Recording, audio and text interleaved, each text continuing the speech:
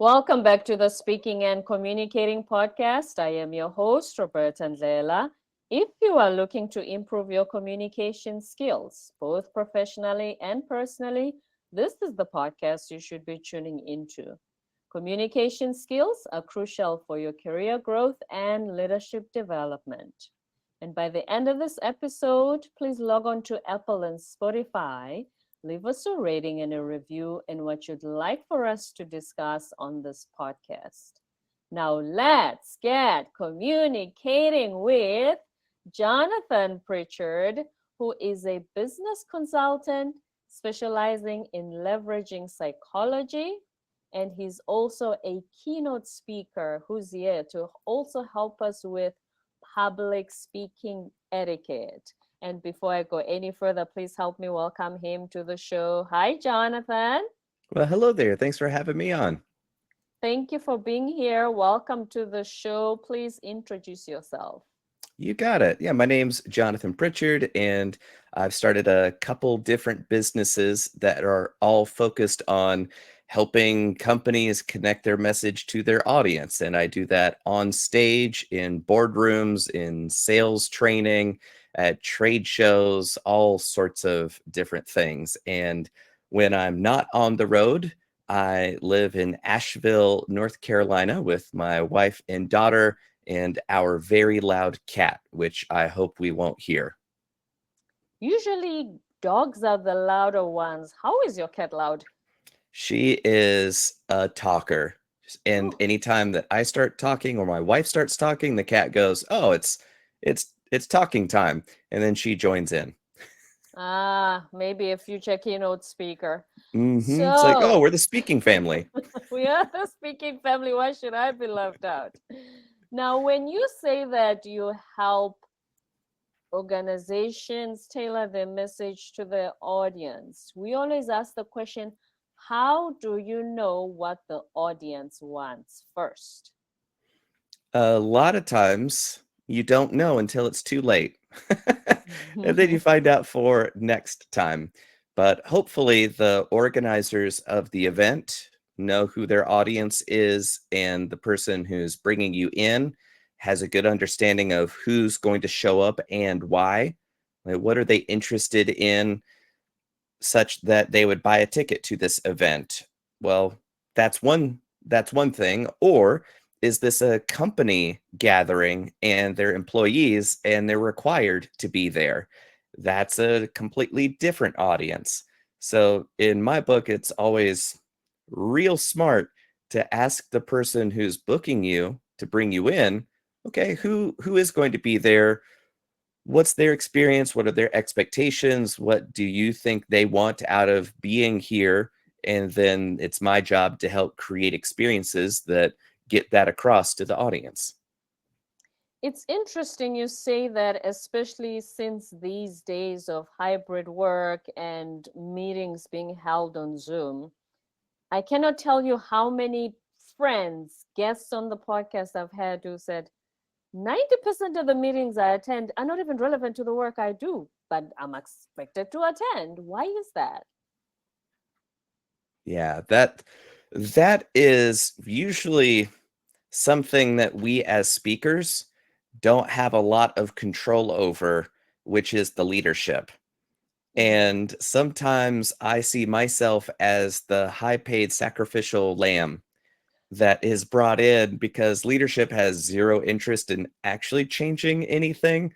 But they can say, we tried everything. We brought in the high priced speaker guy. We brought in the consultant. We've done everything and we still have these problems. And if that's the role you're here to play, well, I at least hope you're getting paid well for it. So sometimes people who have to be at the meeting and the whole mission of the meeting has nothing to do with those people, then in my book, that is a failure of leadership or the organizer's side of things. Mm-hmm. And then let's say that you sort of have an idea of what your audience is expecting. Okay. So, what are the steps that you need to take in order to craft a message that is going to resonate with them? Part of it is knowing, well, if we're talking about employees, what kind of company, what's your business, who do you work with? Is this a manufacturing and textiles kind of a thing? Is this a computer software as a service company? Is this an investment firm? And the ideas and the principles are all going to be the same, but the stories you use to communicate them might change. So the Mm. details might change, the location might change, the brand might change, but the heart of the message stays the same. So you want to make sure that your delivery matches your audience and their context and frameworks for understanding what it is that you're trying to get across. Right. Because here's the thing, as you said, if the message doesn't match what the audience or whatever they tell themselves in their heads, I don't know if you've heard this when they say, speak the language that they speak to themselves in their heads. Mm-hmm. Yep. Yep. Because, I mean, if you're going to talk to multimillionaires and business owners or investment firms, and you're saying, so I went to Walmart to save a couple bucks, that might not be the best example to use. Right. Mm, So it's kind of, I was watching TV. You're like, yeah, we don't watch a lot of TV. Right. So it's just, you're right. Take their thoughts out of their head, organize them in a logical way, and then present that to them, and then they go, wow, this guy gets me. I love this mm. guy. it's And it's a then they're neat going to trick. listen to everything you say afterwards. Mm-hmm. Yeah. Exactly. Mm. Which then brings us to what you said earlier about leadership not changing. What do you think? And we always ask this question, when you give coaching, training to an organization, how do we make sure that the training sticks and they don't go back to their old ways? Mm-hmm. That's a tough part about it, which is there's not a lot you can do, Mm, weirdly. I mean, you can have after presentation, after workshop, extended intervention. I don't know the word for it, of mm, a, well, for the next 6 weeks, here's what we're going to be doing. Week 1, you guys are going to talk about this. Week 2, this is going to be the email that you send out to everybody. So you can kind of have an aftercare kit for your clients, and that can be valuable to leave your message behind in a way that lasts longer. And I think a lot of people, they really just want results. They really don't mm, care how it works. If you could guarantee results and deliver results with waving your hand and snapping your fingers, they wouldn't care. They'd pay a lot of money to solve that problem if that's how you did it. So I think the easiest way to make sure that people implement the change is to have change worth implementing. And mm, to me, that's often a bedrock assumption, is that you're good at what you do and that your stuff works. mm, So if that's not the case, then what are you doing selling your services to companies and trying to solve these problems when your solution doesn't fix anything? So mm. there doesn't need to be a lot of motivation. There doesn't need to be a lot of cajoling. There doesn't need to be a lot of prodding if you fix their problem. Right. It's like I've been watching my daughter. She's 17 months old right now. I've been watching her sit down, try to sit down. She has no clue how in the world to sit in her tiny little chair. She'll walk Oh. up to it, she'll put her head on the seat, she'll crouch down so that her eyes are on the seat level. Mm. She'll stand up, she'll turn around, but do it in like a semicircle. So now she's 3 feet away from the chair. Like every way you could possibly imagine, not doing the thing. And I see a lot of adults who don't know the right way to do what it is that they're trying to do. And the instant you show them, oh, here's how you get the result you're looking for, why are they going to keep doing the way that doesn't work? most of the time, unless it's a deeper issue, they're going to do the thing that works, and that becomes their standard approach. Mm. And when your clients come to you, is it because they've identified what the real problem is, or do you also help diagnose that for them? Yeah, I would love if everybody knew what the real problem was. Mm. But the problem with that is if they knew what the real problem was, they wouldn't have the problem anymore because they would have already known what to do to fix it. So, in a way, the fact that your client has an issue means that they don't know what to do about it. Okay. And they don't know the first thing about solving it because they haven't solved it yet. Mm. So they come to you because they have symptoms and consequences of the root, the cause of their problems.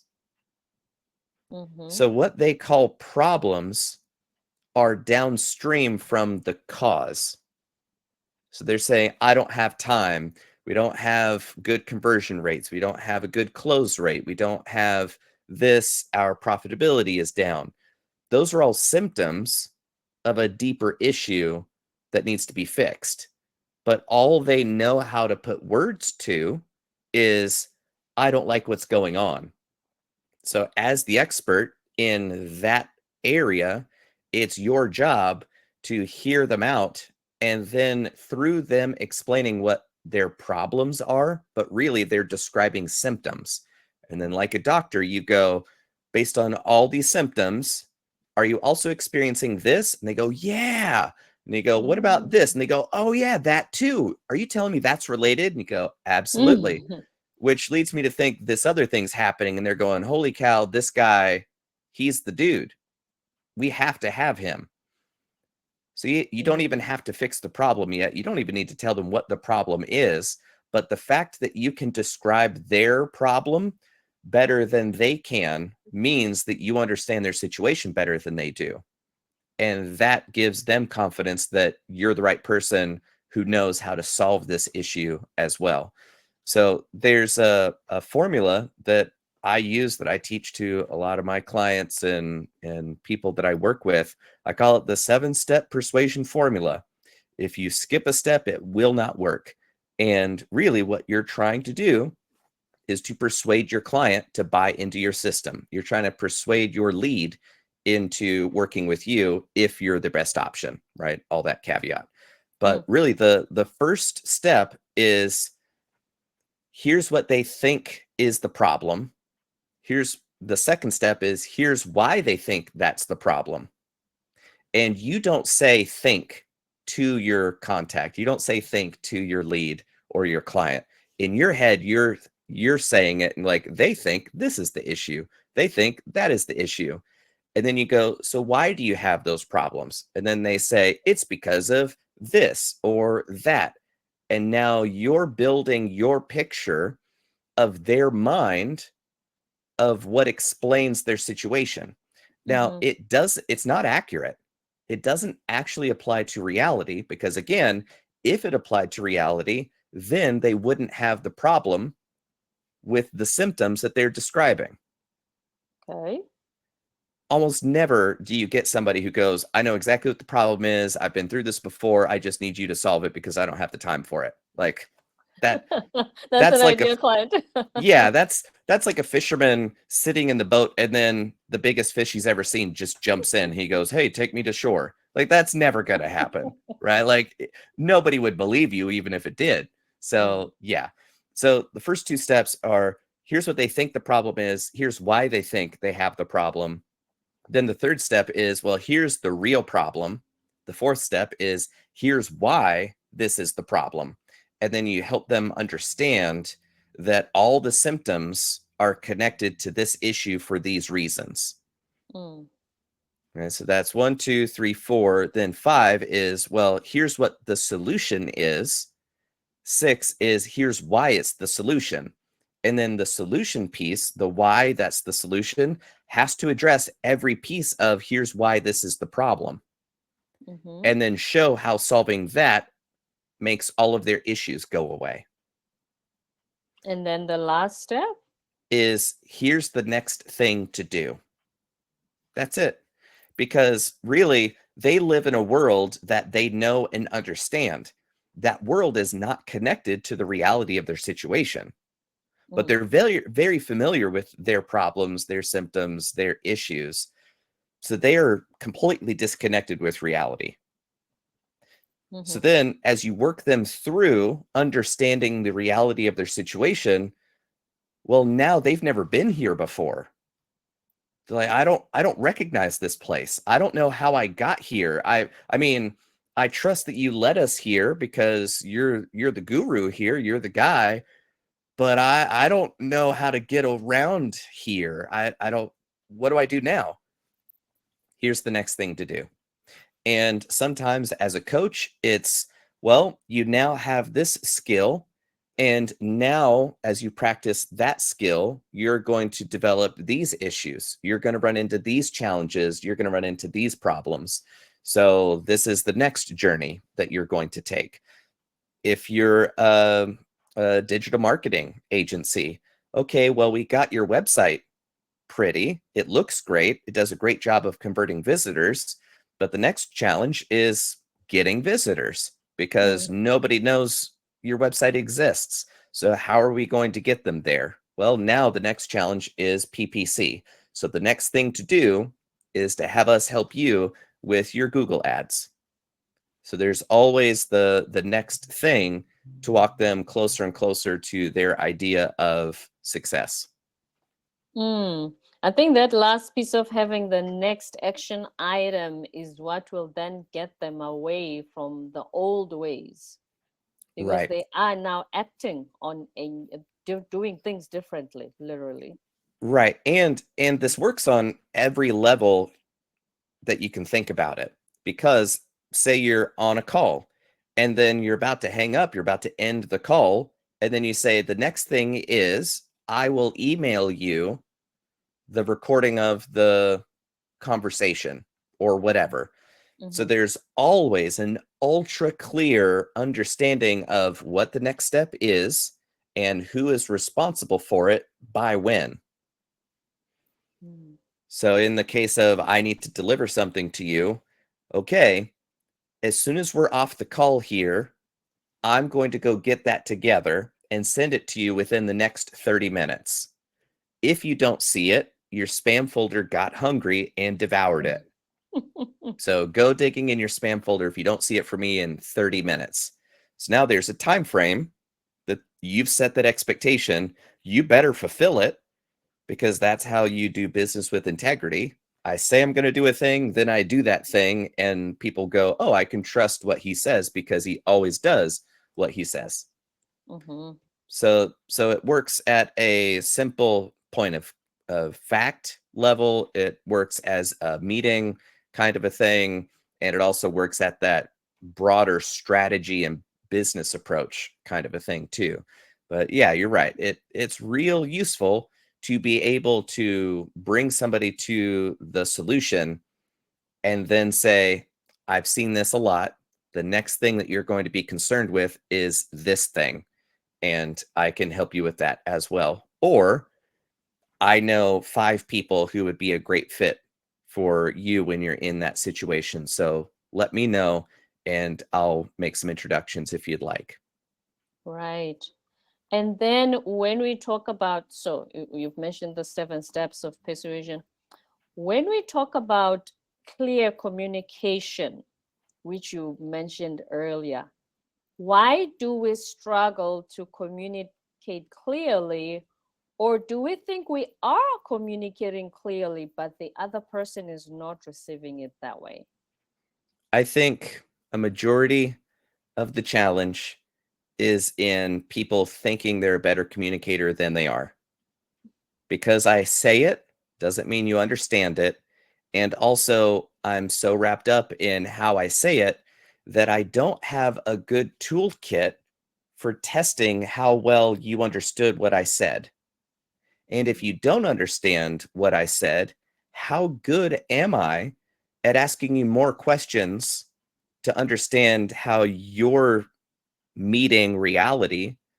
And once I understand your framework for connecting with reality, then if I'm really good, I can use different stories that tell the same message so that I can get it across. So to me, I think of it as speaking languages. And most people speak their language and demand everybody they meet to speak their language. And Yeah. that's it. But if you can learn every single person's language, suddenly opportunity is everywhere. And you've got an incredible network full of people who love you because he sees me. Like he Mm. gets it. So it's, in my book, incredibly more valuable to put in the work to try to understand where somebody else is coming from better than they do, so that you can get your thing across better than anybody else they've ever met. Is that also the key to having a successful sales, to be a successful sales professional, to make your potential customers realize that you see them? Absolutely. Absolutely. And part of my background and my work is I work with a pretty large digital marketing company. They build websites, they sell SEO services, Google Ads, social media management, the whole shebang. And I worked with their sales team to re-architect their entire sales process, from the first conversation with a lead through diagnosing their situation, then doing the strategic homework, then building an action plan, and then scope of work, and then presenting it to executives and boards, and then going through that enterprise level negotiation process, and then signing business, and then getting them connected to delivery. I helped architect and script that entire process. And then they started hitting better numbers with fewer salespeople because they didn't need everybody, because the great people were doing even better. So Mm. it all predicates on being able to describe their situation better than they can. And when you're really good at what you do and your lead has a really bad problem that you understand inside and out, they're going to tell you the same story you've heard 1,000 times. Their Mm. name might be different, the duration might be different, the severity might be different, but it's all the same thing to you because this is your universe. You know this all inside and out. So just like the doctor that can diagnose, the lead comes to you going, I'm frustrated by this, I'm frustrated by that, I'm frustrated by this other thing. And then if you can be present enough without anything in your head about, oh, I got to try to close them, what do I say to close this deal? If you're just there to listen and be present with this other human being who's in pain, right? To not get too frou-frou with it, but this Yeah. person's in a bad situation. So if you're there and your job is to just listen to all of that, then when they're done and they say, all right, what do you think? This is the active listening portion of the program where you go, let me see if I have this right. Because you put a lot out there. And then they're like, yeah, sorry. I'm dealing with a lot. I'm like, no, that's great. It's great. So your grandpa started this business. He handed it off to your dad. You're the youngster in the family, so you're familiar with all this internet stuff. And now this company that has always worked on the handshake network and in-person stuff now is forced to do digital marketing stuff, but you're good at what you do. And the marketing side of Facebook is like, yeah, my mom says I post to Facebook, Jonathan. I don't see why this is a business.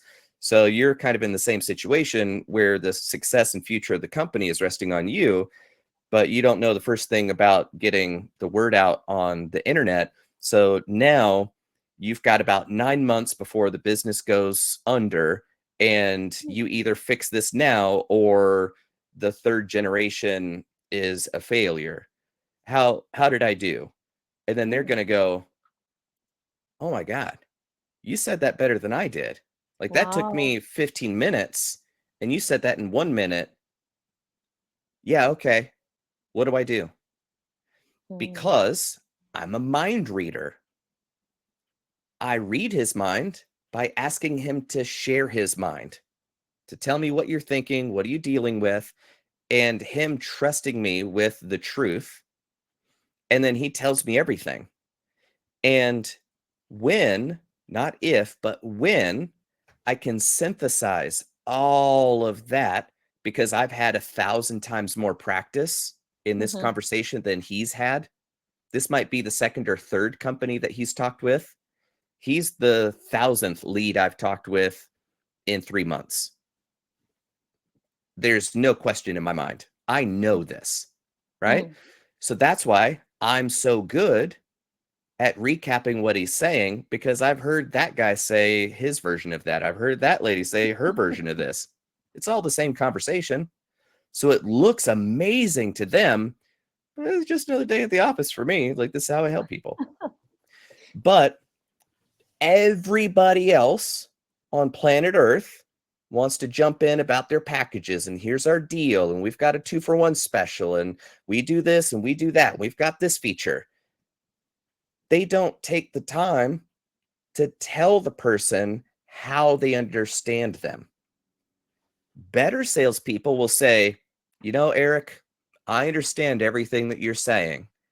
Here's our package. This will work well for you. Mhm. They said it, but they didn't show it. But if you can demonstrate that you understand, you're not selling at that point.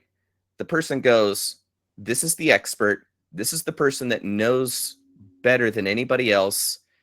By now, everybody else I've talked with is trying to sell me something. And this guy just showed me that he gets it. And it took me 6 months to realize what issues I was The dealing with. problem is. Mm. And in 30 seconds, this guy packaged it up and put a bow on it. I would be insane if I didn't work with this guy. I hope I can afford him, because I know that I won't win without him. That's it. And my problem will not be solved without them. Right.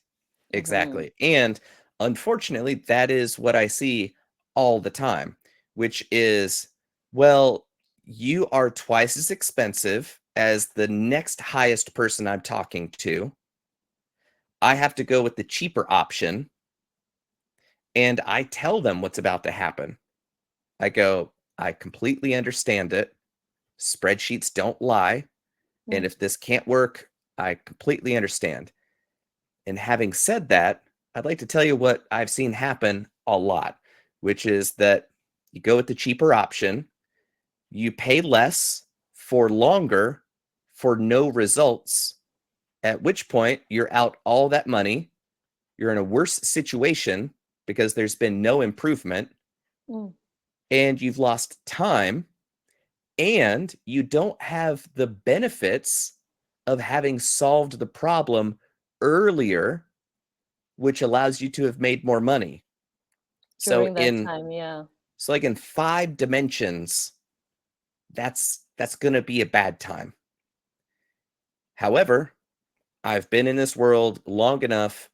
I'll still be here, and I sincerely wish that this is the right path for you. Like, I want this to work. If it doesn't work, I'll still be here and we can get going.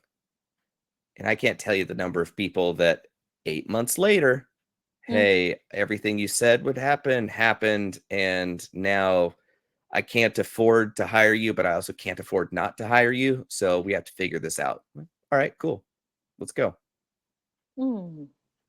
Then the sales sell themselves because you Exactly. bring results and you're a problem solver. Somebody Right. made this example of, if you think of a married couple and they have problems and they're on the verge of divorce and everything they could lose, if you say to them, if I give you this, my program, it will save your marriage, they will pay you anything. Not that they have the money, or it stops being less about the money and more about the fact that you are going to save the marriage.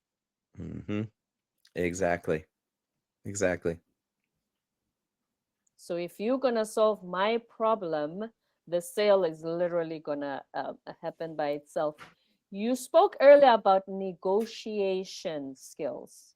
It sounds like what you just described as well, part of it is actually negotiating. It is. It is. And a big part of my past and present is that I'm a mentalist, which is a Mm. kind of performer that specializes in doing mind reading tricks. Kind Like like, Simon Baker's TV series, The Mentalist? yeah, Oh, yeah. my Like brother. I Right. I know the guy who that character is based on. Oh, Right. So yeah, so it's applied psychology, it's communication skills, it's having the moxie to just pull this stuff off. And one of the most powerful techniques is that the effect that you want to have on or with someone, like with the audience, I want them to experience this thing. Well, the planning for it and the execution of it can start hours before the audience is aware that anything is going on. mm, So you're starting the process before anybody knows there's a process going on.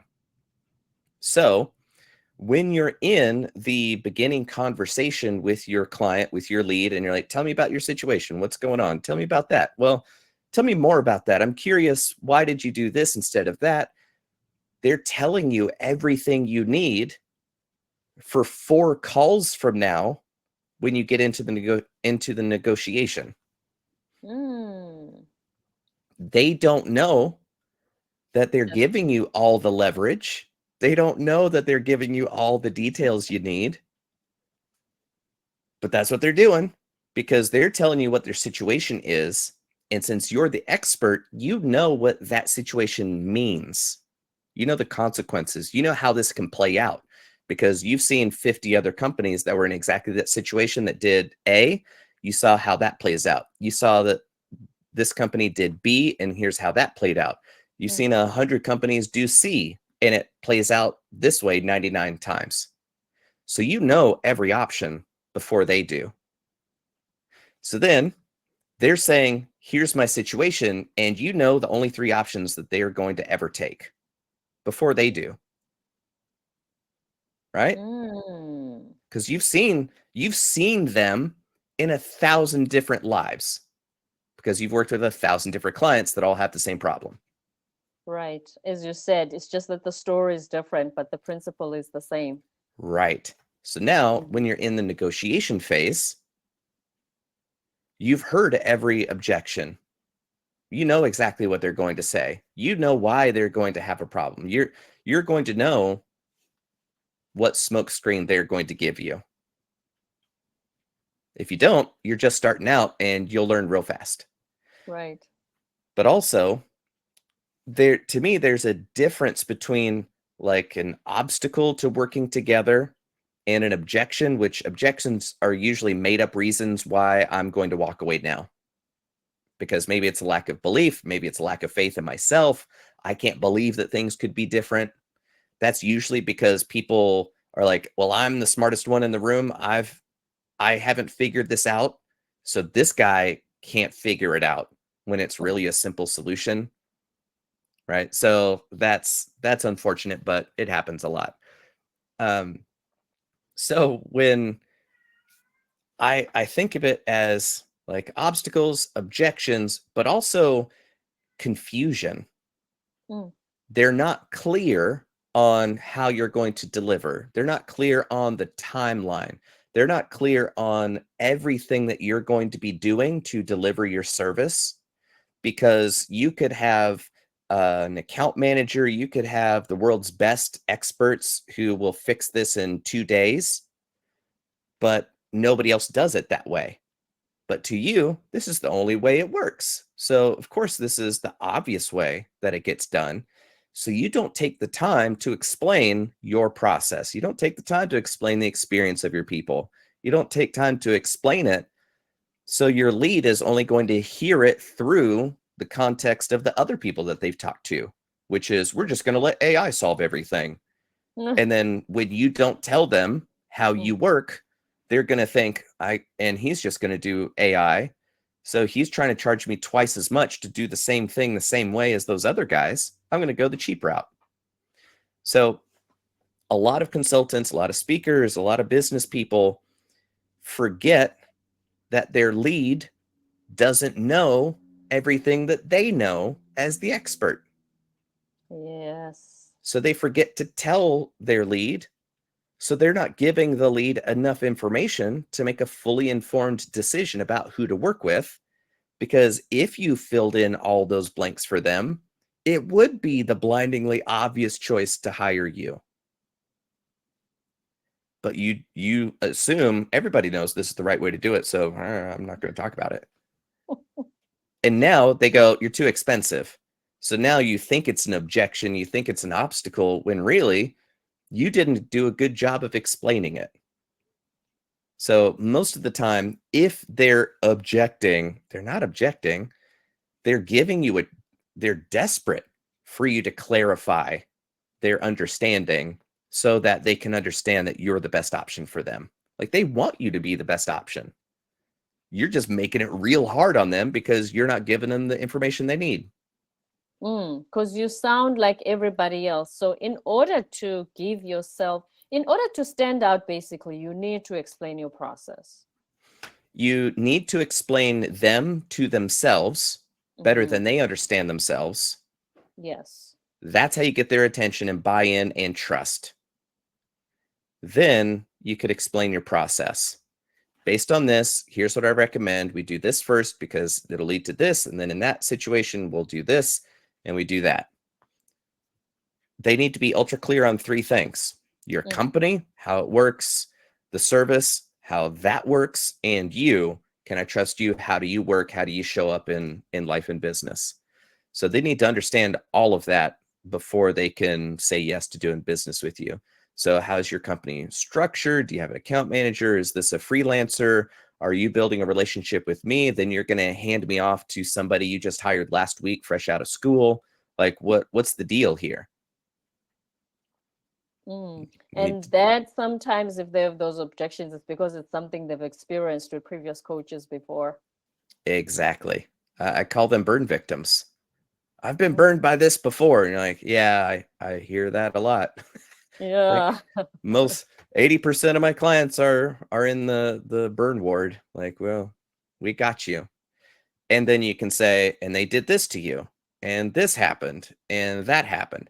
So not only are you better educated on their problem, you're also better educated on why they're mad at the last person that didn't fix the problem for them.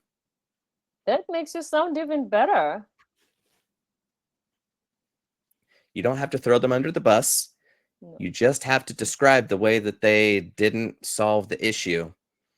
And you go, yeah, I've seen that a lot. And I wish it weren't that way, because it would do a lot for my industry to have better people there. But I know what you're saying. I've got 7 people last week that came to me with that exact issue. And here are their testimonials about that kind of thing, with the caveat of, tell me more about how that person didn't solve the issue for you. And they go, yeah, I went through 6 coaches. I went through 7 consultants. I've gone through 8 agencies in the last year. Okay, well, that's a completely different situation. That's what we like to call a huge red flag, because the only common denominator there is you.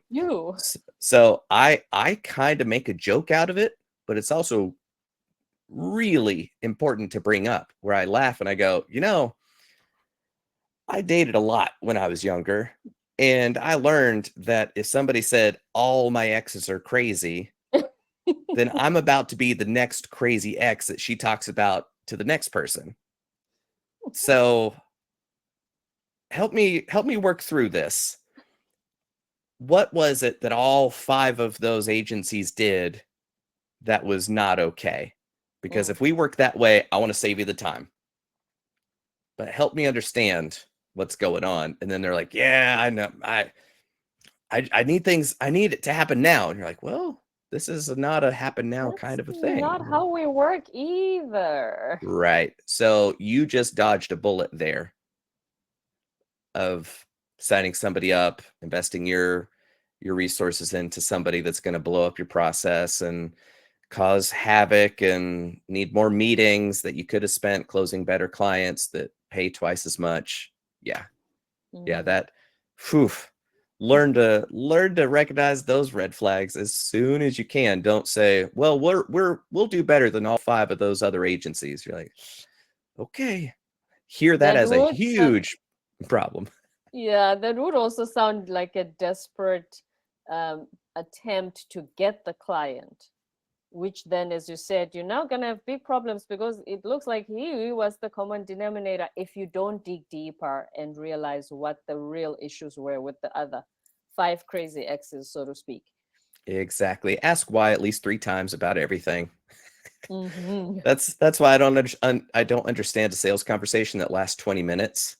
It's like you're just getting started. Like we got too much to dig into. We're dealing with problems that are too valuable to, oh, I've got this solved in 20 minutes. You're like, eesh, you're holding the success of their business in your hands, and it's a little cavalier. So take your time, right? And as speakers, you need to do that about the organization that's bringing you in. What are their challenges? What are their situations? What have they tried before? Who have they brought in before? What did they like about them? What did they not like?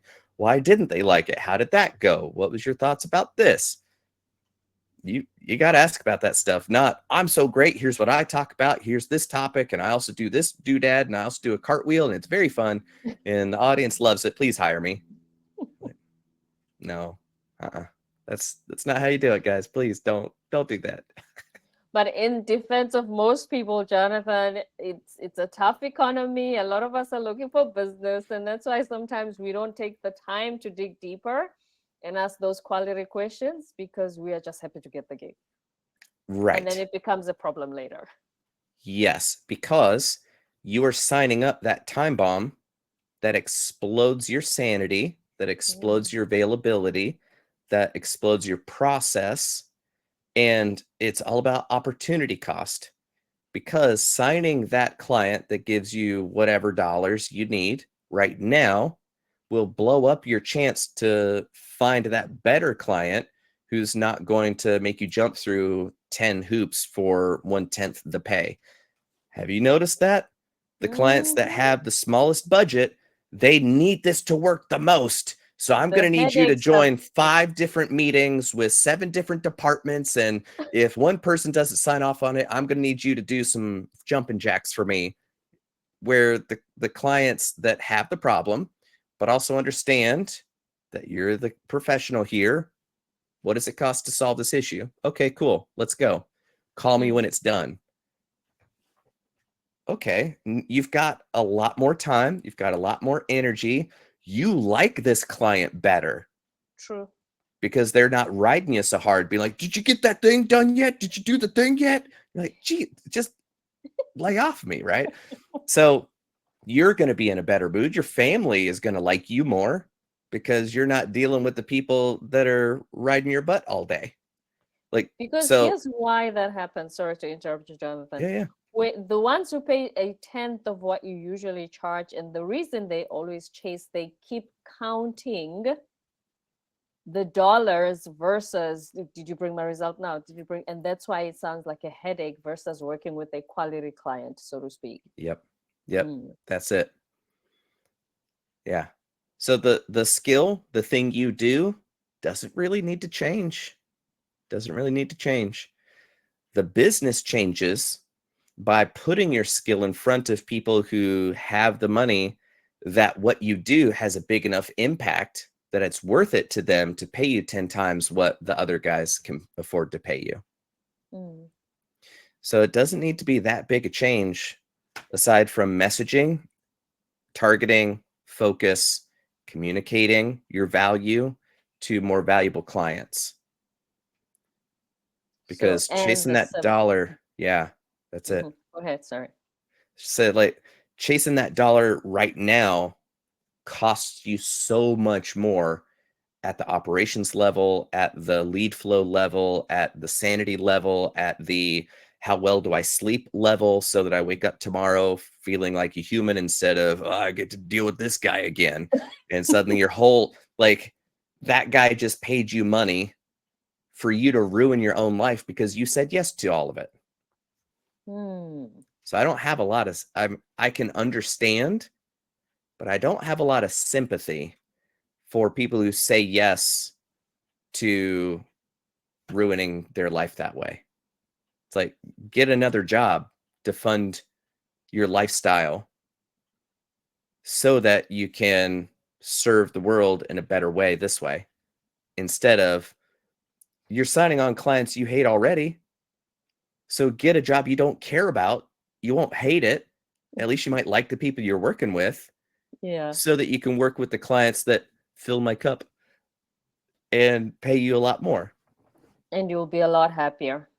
Be a lot happier. You don't have to do it forever, but you can fund that push to land higher quality clients by not signing garbage clients. Yeah, Jonathan, but I need to pay bills. Okay, cool. Go get another job that is within your realm of ability, and then go build your other business, not on the backs of bad clients. It's literally not worth it. Just isn't. And with such powerful and strong advice, how long have you been doing this, Jonathan? Depends on how you want to define this. Meaning Because the coaching. I know you said you've been yeah, doing shows for 20 years, but the coaching. yeah, I weirdly don't do a lot of coaching one-on-one because the opportunity cost is very high. And my ability to change a life is limited to one person if I work with one person. So that's why I like doing kind of corporate level workshops and training stuff more so than like one-on-one coaching. And if I do coaching, it's 95% of the time going to be a cohort of people that all want to learn the same thing or all have the same problem. And we're going to put you all together so that that way you can know you're not alone and you can talk amongst yourselves, share what you need to know, digest it with each other. So that way they're not pinging me with everything that's on the spreadsheet already. You're not the Right. sacrificial lamb. Exactly. Be like, Yes. you guys talk through this. I'll be here for the next one. Right. So yeah, I would say about 5-7 years or so. Yeah. And that's why you've seen these patterns and you know where it's going to lead if the conversation starts a certain way. Right. But that's also at corporate sales level. That's business to business. That's business to customer. That's conversion rate optimization for websites, because that's your audience that's coming to your website, and your website is how you're communicating with your visitor. So how do they behave when they're on the website? You designed it. You paid the designer to put that together. So it's your fault if they don't convert. It's your fault if they get all the way through and they buy stuff. That's on you, man. So how well are you communicating to your visitor that you're the right store for them? They can trust you with your dollars because you'll send whatever it is you're selling. It's all the same thing. It doesn't matter, because it's all about connecting with a stranger, building a connection, and helping them find the solution to their issue. Exactly, because we are problem solvers. Words of wisdom from Jonathan Pritchard from North Carolina, who is a business consultant specializing in leveraging psychology and is also a keynote speaker. Thank you, Jonathan, for this very insightful and eye-opening conversation. Well, thank you very much. It really is an honor to be invited on to share my thoughts. So thank you so much for having me. Thank you for being here. It's my absolute pleasure. And before you go, where can we find you online, especially since you work with digital marketers? Yeah, the best place to find me is icanreadminds.com. I own that. It'll take you straight to my website where you can find out all the ways that I can help. And if I can't help you, I absolutely know people who can. So please stop on by, sign up for the email list where I share ideas every weekday on how to get more out of what you got between your ears. icanreadminds.com. The That's it. mentalist himself, Jonathan Pritchard. Thank you for being on the show today. My pleasure. Thank you. My pleasure. Don't forget to subscribe, leave a rating and a review on Apple and Spotify, and stay tuned for more episodes to come.